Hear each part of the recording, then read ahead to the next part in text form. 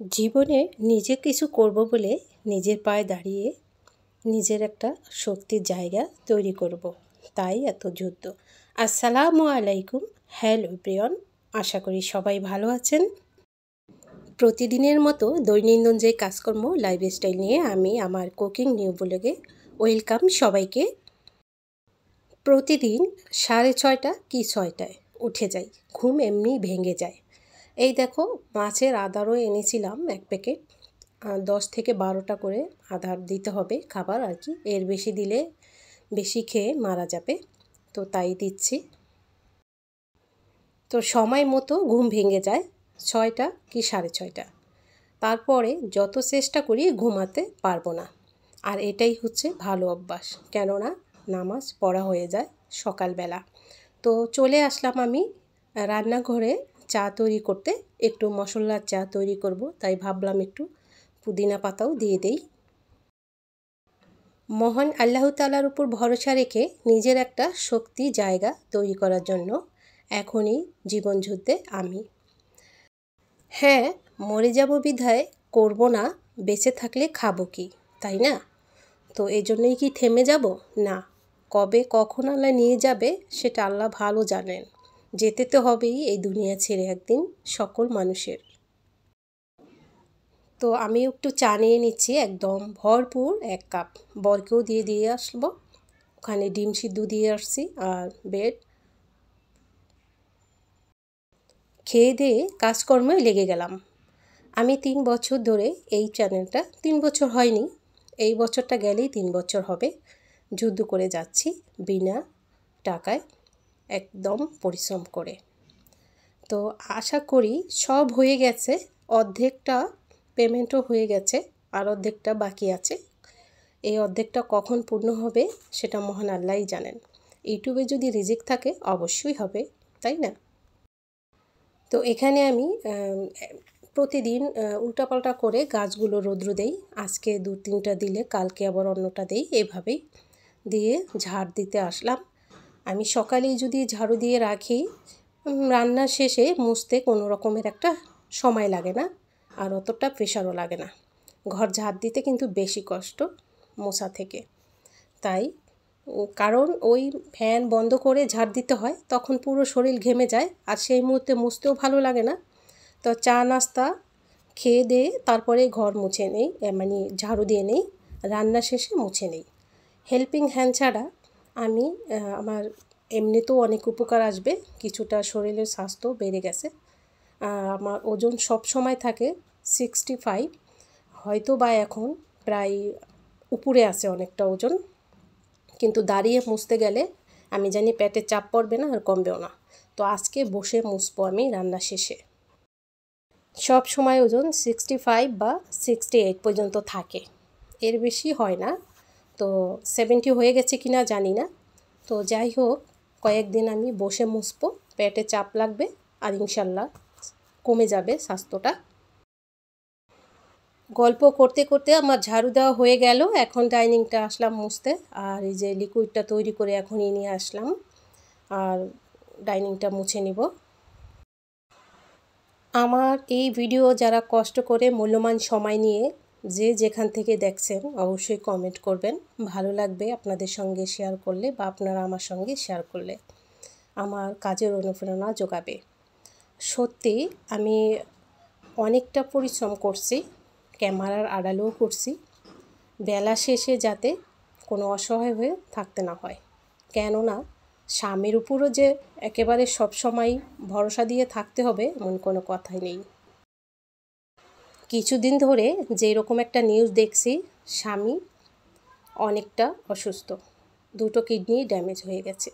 স্ত্রী একটা কিডনি দিয়ে স্বামীকে সুস্থ করলো, আর সেই স্বামী পরকীয়ায় সাথে সাথে জমে উঠল। স্ত্রী কিন্তু দেখতে শুনতে সব দিক দিয়ে সুন্দর। একটা কিডনি দেওয়ার পরে সেই স্বামীর আশা করি মনটা একদম স্ত্রীর উপর গলে যাওয়ার কথা, সেই জায়গায় সুস্থ হয়ে পরকীয়ায় জমে গেল একটা কিডনি দেওয়াতে। 2টো কিডনি কিন্তু ছিল না লোকটার। সেই আপুর জন্য খুবই খারাপ লাগছে, কিন্তু এই ঘটনায় যে সব পুরুষ খারাপ হয় তা কিন্তু নয়। বেলা শেষে কিন্তু ভালো মানুষ আছে যেমন খারাপ মানুষ আছে তেমন। ভালো মা আছে এই জগতে, খারাপ মাও কিন্তু আছে। ঘটে গেছে অনেক কিছু। হ্যাঁ, অবশ্যই ঘটে গেছে। এমনও নিউজ দেখেছি মা সন্তানকে মেরে ফেলছে, সন্তান মাকে মেরে ফেলছে, অথবা স্বামী স্ত্রীকে, স্ত্রী স্বামীকে। পরকীয়ার জন্য অনেকটা হয়েছে, এরকমও ঘটনা আছে।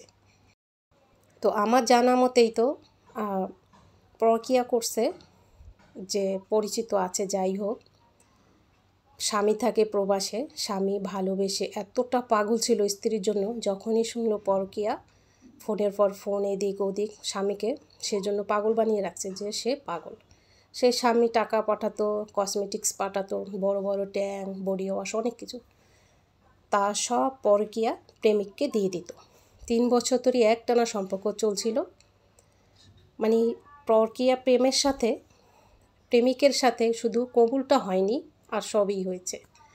কারণ একলা বাসায় একটা শহরে থাকছে স্বামী ছাড়া, শুধু একটা সন্তান নিয়ে। মাঝখানে কি হলো, সন্তানটা পাঠার বলি হলো, মাহারা বাবাহারা হলো। আর এতই যদি ভালো থাকতো তাহলে আবার বিয়ে বসলো কেন? সন্তানের প্রতি কিন্তু মায়াও থাকে না তখন।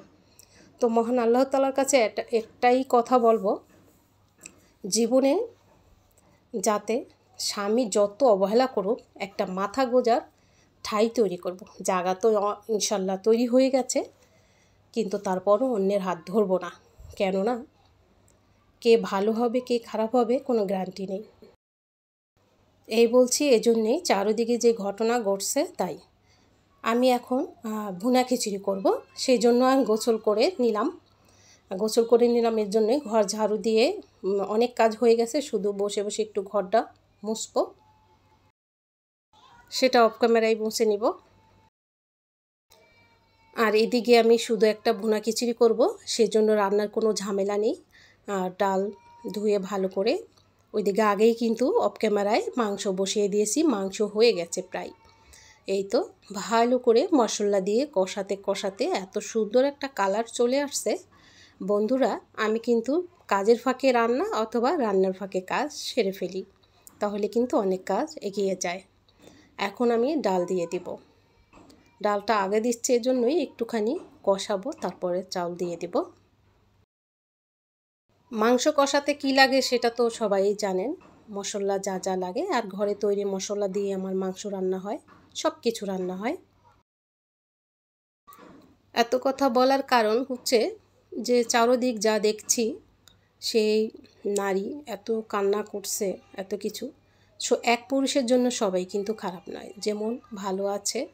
ওই যে বললাম, ঘাম ঝরা টাকা প্রবাসে ঘাম ঝরিয়ে ঝরিয়ে পাঠাচ্ছে ফ্যামিলির জন্য, বেলা শেষে স্বর্ণ গয়না টাকা পয়সা সব নিয়ে উধাও, স্বামীকে নিঃস্ব করে দিয়ে, তাই না? তো এরকম অনেক ভাইরা আছে এত ভালো, স্ত্রীকে নিজের রক্তের সম্পর্কের মতো করে নেয়। আবার আরেকটা কথা বুঝবেন, যেই স্বামী কথায় কথায় বলে চলে যা, ডিভোর্স দিব, ঘর থেকে বের হ, সেই স্বামী কিন্তু কখনোই আপনাকে আপন ভাবে না। তাই বলতে এতটা সহজ। যাই হোক, আমার খিচুড়ি কিন্তু হয়ে গেছে, শসাও কেটে দিচ্ছি, খেতে বসবে। আর এই কথা বলার কারণ, শেষ বয়সে একটা আসবে, যদি বেঁচে থাকি, তখন যাতে কারো কাছে মাথা নত না হয়, সেই জায়গায় স্থান করেছি আলহামদুলিল্লাহ। এখন শুধু ভিটা করে ঘর তোলার অপেক্ষা।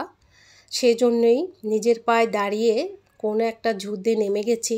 যদি কোনো দিন সাকসেস হই বা নিজের ইনকামে নিজে চলতে পারি, কোনো রকমের কোনো বোঝা আমার কারো না টানতে হয়, সেজন্যই অনেক পরিশ্রম করছি।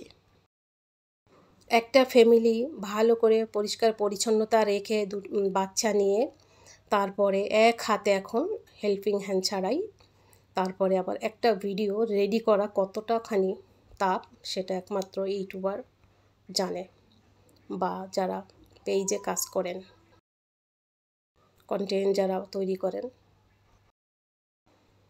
এত দূর এসেছি, মাশাআল্লাহ অনেক দূর এসেছি, আর পিছে তাকানোর সময় নেই। ইনশাল্লাহ কষ্টের পরিশ্রমের ফল তো সবসময় পেয়ে আসছি এই পর্যন্ত। খাওয়া দাওয়া শেষে মোবাইলে কাজ করে চলে আসলাম একটু 2 পিস ব্রেড খাবো বলে। নিজের জন্য একটু যত্ন, একটু সময় নেন। সকল আপুদের বলছি নিজের জন্য একটু সময় দেন, ভাইয়াদেরও বলছি, শুধু পরিশ্রম ইনকাম করে তার পিছনেই ছুটবেন না। নিজের জন্য একটু সময় দেন, নিজেকে একটু যত্ন নেন, অবশ্যই 2 ঘন্টা নিজেকে সময় দেন। আমি তাই এখন শুরু করব। তো ক্ষুধা লেগেছে, একটু পার্সোনাল সময় নিয়ে, ক্ষুধা বলতে কি আমার ব্রেড খেতে খুব ভালো লাগে, তাও কলা দিয়ে, আবার এই যে মধু আছে, একটু খেয়ে আর কি নিচ্ছি। জানি না আজকে অনেক কথাই বলে ফেললাম আপনাদের মাঝে। তো আজকের ভিডিওটা কেমন হলো অবশ্যই কমেন্ট করবেন, আর সবাই ভালো থাকবেন, সুস্থ থাকবেন এই কামনাই করছি। দেখা হবে অন্য ভিডিওতে। আল্লাহ হাফেজ।